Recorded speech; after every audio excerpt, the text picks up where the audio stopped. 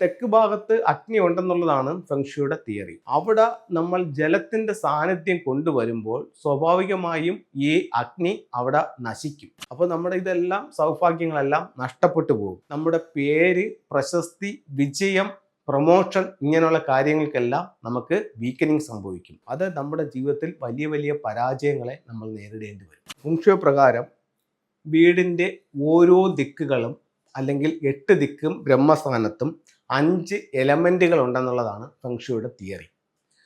അത് അതാത് സ്ഥലങ്ങളിൽ ആ എലമെന്റുകളോ അല്ലെങ്കിൽ ആ എലമെന്റിനെ സപ്പോർട്ട് ചെയ്യുന്ന എലമെന്റോ വന്നു കഴിഞ്ഞാൽ കൂടുതൽ ഗുണകരമായിട്ടുള്ള അവസ്ഥകളും സൗഭാഗ്യങ്ങളും അവരുടെ ജീവിതത്തിലേക്ക് കൊണ്ടുവരാൻ ഇതുമൂലം സാധിക്കും. അപ്പോൾ നമ്മൾ പറഞ്ഞു വരുന്നതെന്ന് പറഞ്ഞു കഴിഞ്ഞാൽ എലമെന്റുകളെ പറ്റിയാണ്. പഞ്ചഭൂത തത്വം, ഭൂമി, വായു, ആകാശം, അഗ്നി, ജലം, ഇതാണ് നമ്മുടെ പഞ്ചഭൂതങ്ങളായിട്ട് നമ്മൾ കണക്കാക്കുന്നത്. അതേസമയം ഫെങ്ഷുയിൽ വരുമ്പോൾ ഈ 2 എലമെന്റുകൾക്ക് വ്യത്യാസം സംഭവിക്കുന്നുണ്ട്. ഇത് വായുവും ആകാശവും ഇവിടെ മെറ്റലും വുഡുമായി മാറുന്നു. അപ്പോൾ earth, metal, wood, water, fire, ഇതാണ് 5 എലമെന്റ്സ്.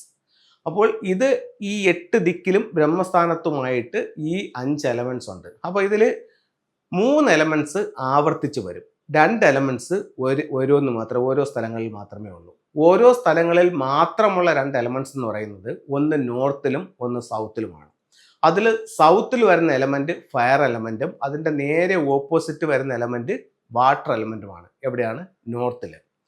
അപ്പോൾ സ്വാഭാവികമായും എലമെന്റ് മാറുമ്പോൾ ദോഷം കൂടും. അപ്പോൾ ഇതിനൊരു സൈക്കിളുണ്ട്. അതായത് വീക്കനിങ് സൈക്കിളും പ്രൊഡക്ഷൻ സൈക്കിളും എന്നൊക്കെയാണ് അതിന് പറയുന്നത്.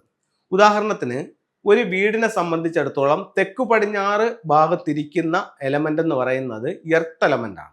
അപ്പോൾ ഒരു വീട്ടിൽ തെക്കു പടിഞ്ഞാറ് ഭാഗത്ത് എർത്തുമായി ബന്ധപ്പെട്ടിട്ടുള്ള സാധനങ്ങൾ കൊണ്ടുവയ്ക്കുന്നത് കൂടുതൽ ഗുണകരമാണ്. അപ്പോൾ നമ്മൾ ഉദാഹരണം പറയുകയാണെങ്കിൽ എർത്ത് പോട്ട്, മണ്ണിന്റെ കൂജകൾ, അതല്ലെന്നുണ്ടെങ്കിൽ മണ്ണിന്റെ ഓടുമണികൾ, അല്ലെന്നുണ്ടെങ്കിൽ ക്രിസ്റ്റൽ ബോളുകൾ, നാച്ചുറൽ ആയിട്ടുള്ള ക്ലസ്റ്ററുകൾ, ഇതെല്ലാം എർത്ത് എനർജിയെ സൂചിപ്പിക്കുന്നതാണ്. പെബിൾസ്, ഇതെല്ലാം എർത്തിന്റെ എനർജി കൂട്ടും. അപ്പോൾ ഇത് നമുക്ക് തെക്ക് പടിഞ്ഞാറ് വെക്കുന്നത് കൂടുതൽ ഗുണപ്രദമാണ്. അതല്ലെങ്കിൽ തെക്ക് പടിഞ്ഞാറ് വെക്കാവുന്ന മറ്റൊരു എലമെന്റ് എന്ന് പറയുന്നത് എന്താണ്? ഈ റെഡ് ലൈറ്റ് ആണ്. എന്തുകൊണ്ട് റെഡ് ലൈറ്റ് അവിടെ ഒരു എലമെന്റ് ആയിട്ട് വന്നു എന്ന് ചോദിച്ചാൽ, എർത്തിനെ സപ്പോർട്ട് ചെയ്യുന്ന എലമെന്റ് ഫയർ എലമെന്റ് ആണ്. അതുകൊണ്ടാണ് ഈ റെഡ് ലൈറ്റും കൂടെ അവിടെ കൊടുക്കാമെന്ന് പറയുന്നത്. അപ്പോൾ നമ്മളുടെ വിഷയം അതല്ല. തെക്ക് ഭാഗത്ത് വരുന്ന എലമെന്റ് എന്ന് പറയുന്നത് അഗ്നിയാണ്.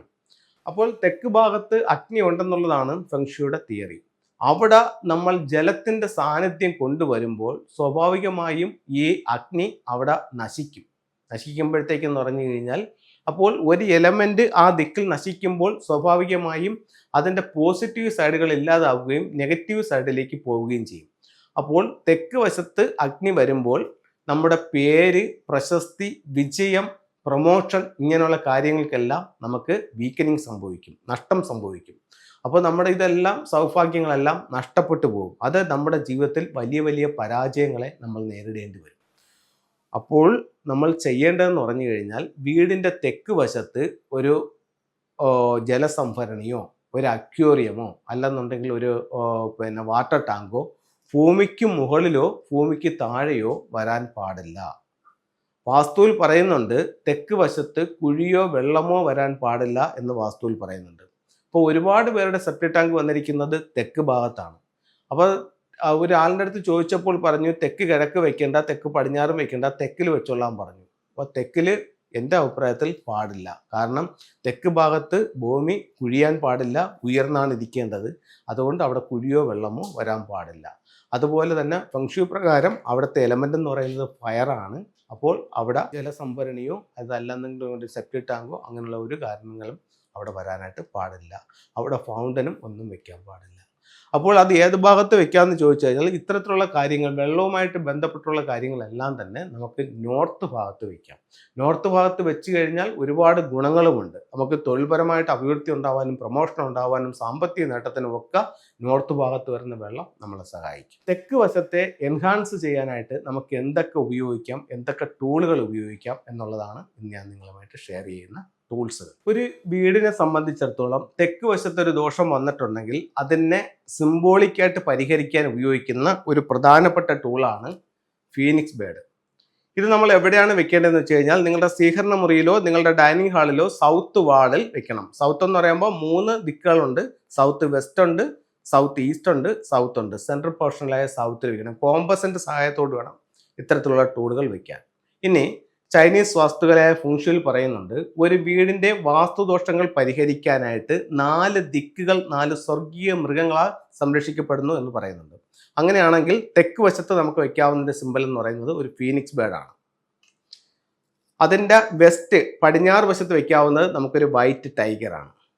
വളരെ റിസൾട്ടുള്ള ടൂളുകളാണ് ഞാൻ ഈ കാണിക്കുന്നത്. അതുപോലെ സ്വീകരണ മുറിയുടെ കിഴക്ക് വശത്ത് വെക്കാവുന്നത് ഒരു ഗ്രീൻ ഡ്രാഗൺ ആണ്. ഗ്രീൻ ഡ്രാഗൺ വെക്കുമ്പോൾ മറ്റ് 4 അനിമൽസിനേക്കാളും അല്പം ഹൈറ്റിൽ തലയെടുപ്പോടുകൂടി ഇത് നിൽക്കണം. അടുത്ത 4ാമത്തെ ഡയറക്ഷൻ നോർത്തിൽ വെക്കേണ്ടത് ടോർട്ടോയിസ് ആണ്. അപ്പോൾ ഈ 4 ദിക്കുകൾ വീട്ടിൽ വെക്കുന്നത് വീടിൻ്റെ വാസ്തുദോഷങ്ങൾ മാറാനും നല്ല അഭിവൃദ്ധി വീട്ടിലേക്ക് കൊണ്ടുവരാനും നല്ലതായിട്ട് ഫംഗ്ഷനിൽ കണക്കാക്കുന്നുണ്ട്. സൗത്തിൽ വെക്കാവുന്ന മറ്റൊരു ടൂൾ എന്ന് പറയുന്നത് വിക്ടറി ഹോഴ്സ് ആണ്. ഇതിൻ്റെ പല സൈസിലുള്ളതുണ്ട്, ചെറുതുണ്ട് വലുതുണ്ട്. അപ്പോൾ ഇത്തരത്തിലുള്ള 2 കാലുകൾ ഉയർത്തി വിജയിച്ച് നിൽക്കുന്ന ഒരു വിക്ടറി ഹോഴ്സിനെ നിങ്ങൾക്ക് എവിടെ വെക്കാം? സൗത്തിൽ വെക്കാം. അപ്പോൾ ഇത്തരത്തിലുള്ള ഓരോ ടൂളുകൾ നിങ്ങളുടെ ജീവിതത്തിൽ വലിയ വലിയ വിജയങ്ങൾ നേടിത്തരട്ടെ എന്ന് പ്രാർത്ഥിച്ചുകൊണ്ട് നിർത്തുന്നു. നന്ദി, നമസ്തേ.